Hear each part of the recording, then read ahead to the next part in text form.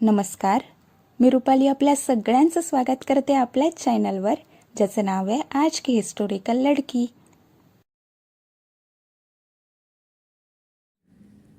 योगी कथामृत पहिला अध्याय.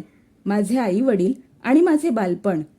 परमसत्याचा शोध आणि त्याच्याशी निगडीत गुरुशिष्य संबंध हे प्राचीन काळापासून भारतीय संस्कृतीचे वैशिष्ट्य राहिले आहे. या शोधाच्या माझ्या स्वतःच्या मार्गाने मला एका दैवी स्वरूपाच्या सिद्ध पुरुषाजवळ नेले, ज्यांचे सुंदर जीवन युगयुगांतरांचे आदर्श बनण्यासाठीच निर्माण झाले होते. ते भारताचे खरे वैभव असलेल्या त्या महान व्यक्तिमत्वांपैकी एक होते. अशा सिद्ध महापुरुषांनीच प्रत्येक पिढीत अवतरित होऊन आपल्या देशाला प्राचीन मिश्र म्हणजेच इजिप्त आणि बेबीलोनच्या समान दुर्गतीला प्राप्त होण्यापासून वाचवले आहे. मला आठवत आहे, माझ्या लहानपणी माझ्या मागील आयुष्यातील घटनांच्या आठवणी माझ्या स्मृतीपटलावर उभारत होत्या, परंतु त्या घटनांच्या आठवणी घटित झालेल्या क्रमानुसार नव्हत्या. फार पूर्वीच्या एका जन्मातील स्पष्ट आठवणी माझ्यात जाग्या झाल्या होत्या, ज्यात मी हिमालयात राहणारा एक योगी होतो. भूतकाळातील या घटनांनी कुठल्या तरी अज्ञात दुव्याशी जोडलेल्या माझ्या भविष्याचीही झलक दाखवली. शिशु अवस्थेतील असहाय्य अशा न्यूनगंडाची स्मृती आजही माझ्यासोबत आहे. चालण्या फिरण्यात आणि आपल्या भावना मनमोकळेपणाने व्यक्त करण्यात असमर्थ असल्यामुळे मी विक्षुब्ध राहत होतो.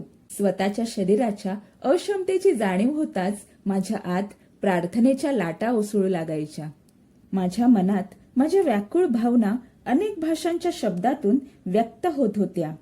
विविध भाषांच्या आंतरिक संभ्रमात मला हळूहळू माझ्या लोकांच्या बंगाली शब्द ऐकण्याचा अभ्यास होत गेला. ही होती शिशु मस्तिष्काची मनोरंजनाची मर्यादा, ज्याला प्रौढ लोक फक्त खेळणी आणि अंगठा चोखण्यापुरते मर्यादित मानतात. या मानसिक विक्षुब्धता आणि माझ्या साथ न देणाऱ्या शरीरामुळे मी बऱ्याच वेळा चिडून व्याकुळ होऊन रडत असे. माझ्या व्याकुळतेवर परिवारातील सर्वांना होणारे आश्चर्य मला आठवतंय. सुखद आठवणीही अनेक आहेत. माझ्या आईचे वात्सल्य आणि तोतरेपणे किंवा अस्पष्ट बोलण्याचे आणि अडखळत चालण्याचे माझे प्रारंभिक प्रयत्न. हे सुरुवातीचे यश सामान्यतः लवकरच विसरले जाते, परंतु तरीही हाच आत्मविश्वासाचा नैसर्गिक पाया असतो. माझ्या या सुदूरगामी आठवणींचं असणं काही असामान्य गोष्ट नाही.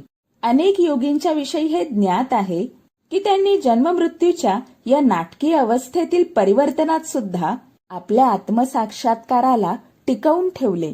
जर मनुष्य केवळ शरीर असता तर निसंशयपणे त्याच्या मृत्यूसोबत त्याचं अस्तित्वच समाप्त झालं असतं. परंतु जर सिद्ध महात्म्यांनी युगानयुगे सत्य प्रतिपादन केले असेल तर मानव हा मुळात अशरीरी सर्वव्यापी आत्मा आहे. बालपणीच्या आठवणींचं सुस्पष्ट असणे विलक्षण तर आहे, परंतु अशा घटना अतिदुर्लभ पण नाहीत. अनेक देशांमध्ये प्रवास करताना मी अनेक सत्यनिष्ठ स्त्री पुरुषांच्या मुखातून त्यांच्या बालपणींच्या आठवणी ऐकलेल्या आहेत. आजपासून आपण ऑटोबायोग्राफी ऑफ योगी या पुस्तकाच्या माध्यमातून आध्यात्मिक जगाच्या एका अविस्मरणीय प्रवासाला निघालो आहोत, जिथे आपण पुस्तक वाचताना त्याचे आध्यात्मिक पैलू समजून घेण्याचा प्रयत्न करूयात. आज पहिल्या अध्यायाच्या पहिल्या भागात आपण पाहिलं की प्रत्येक मनुष्याच्या जीवनाचा मुख्य उद्देश परम सत्याचा शोध आणि त्यासाठी जीवनात सद्गुरूंच्या होण्याचे महत्त्व भारतीय संस्कृतीमध्ये प्राचीन काळापासूनच आहे. मनुष्य जन्माला येताना त्याच्या मागच्या सर्व जन्मांचे संस्कार घेऊन जन्माला येतो, ज्यात मागच्या जन्मांमधील आध्यात्मिक साधना आणि संचित कर्म सामील असतात.